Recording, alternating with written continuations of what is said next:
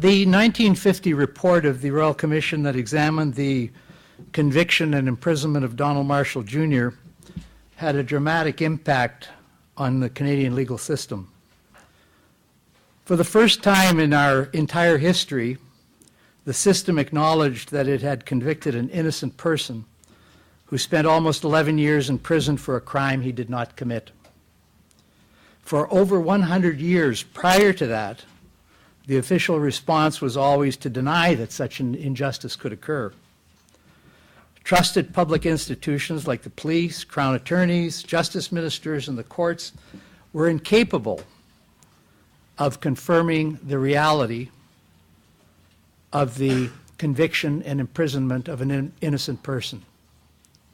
This was only 20 years ago that this happened for the very first time. Over the decade following the Marshall Report, cases of wrongful conviction emerged in many other provinces, and similar commissions of inquiry were established. We had Guy Paul-Morin in Ontario, Thomas Sofino in Manitoba, David Milgaard in Saskatchewan, Gregory Parsons in Newfoundland, and additional wrongful convictions were acknowledged without holding such inquiries. But it took a commission of inquiry to do this. All the other institutions of government were incapable of doing that. And then, as soon as they did, we found out how widespread the problem was. But commissions of inquiry have also been established in other cases of official misconduct. You're familiar with Mahararar, detention and imprisonment and torture of a Canadian citizen in Syria. In British Columbia, we recently saw the inquiry that concluded that police conduct in the death by taser of an innocent Polish visitor to Canada was shameful, and the police had made deliberate misrepresentations at the inquiry, quote, for the purpose of justifying their actions. It has now become accepted that public confidence is best served not by denying mistakes, but by exploring and analyzing them to find out whether, how they can be avoided in future. The previous history of the criminal justice system was to refuse to accept that it could make a tragic error. And in the Marshall case, the Crown Attorney had said before the Royal Commission, but after it was clear that Marshall should be acquitted, the Crown Attorney made submissions to the reference court saying, okay, you may have to acquit him, but be careful not to blame anyone. Because if you blame the Crown or the judges or the lawyers or the police, the public will lose confidence in the system. And the judges bought into that. When they acquitted Marshall, they added comments at the end of their judgment saying that the miscarriage of justice was more apparent than real, and that in many ways he was the author of his own misfortune by the way he conducted himself. The Royal Commission was alarmed by this and had tried to subpoena the judges to come and testify, but they resisted on the basis of judicial immunity, and the case went to the Supreme Court of Canada in McKigan and Hickman, which upheld the immunity and did not require them to be called as witnesses. However, they did have to answer to the Canadian Judicial Council, and the Council conducted its own inquiry on a discipline basis and concluded that the conduct was a gross error and that it was very serious misconduct.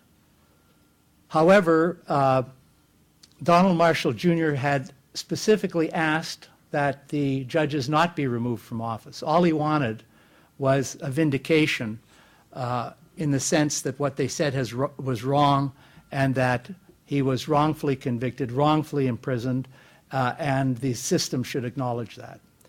And so the judges weren't removed, but they received a serious expression of disapproval. So we keep invoking these royal commissions and public inquiries in all kinds of circumstances. The disaster of the Ocean Ranger rig off the coast of Newfoundland, coal mining disasters in Nova Scotia over and over again, the contamination of a water supply, community's water supply in Walkerton, and very shortly after that in North Battleford, the deployment of our troops in Somalia. And what do we do when we find out that a former prime minister took over $200,000 in cash in brown envelopes? We appoint a commission of inquiry. Commissions of inquiry have not been confined to the investigative roles of the kinds of inquiries that I've described. They've also been deployed in broader policy advisory roles that have led to valuable contributions to Canadian society.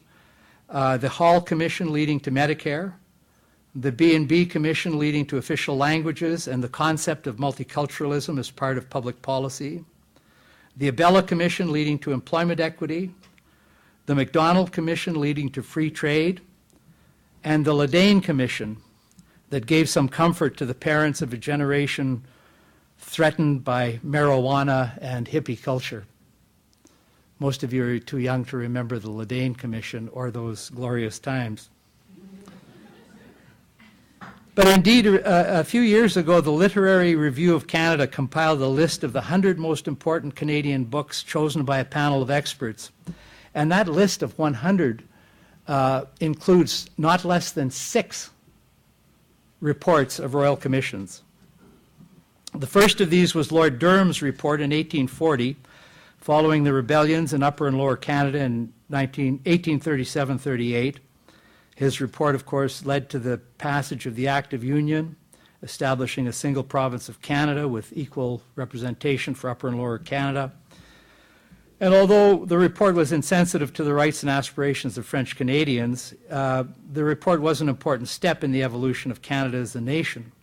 And following the Act of Union, before Confederation, frequent use was made of royal commissions in diverse subject areas, which laid the groundwork basically for Confederation in 1867.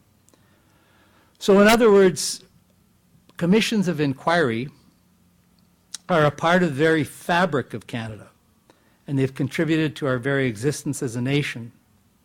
I've given you a little bit of historical, social background for this unique institution, but what is their exact legal nature?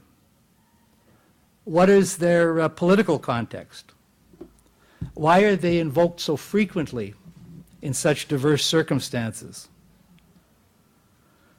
What are the features or experiences that they have? What are the implications of these for application in your own lives as administrative lawyers and adjudicators? This paper draws heavily on the recent book that Pam mentioned, The Conduct of Public Inquiries, and includes text adopted directly from the book. Has a beautiful cover of a ship sailing out to sea. And the reason that's the cover of the ship is because of a quote that's on the back of the book.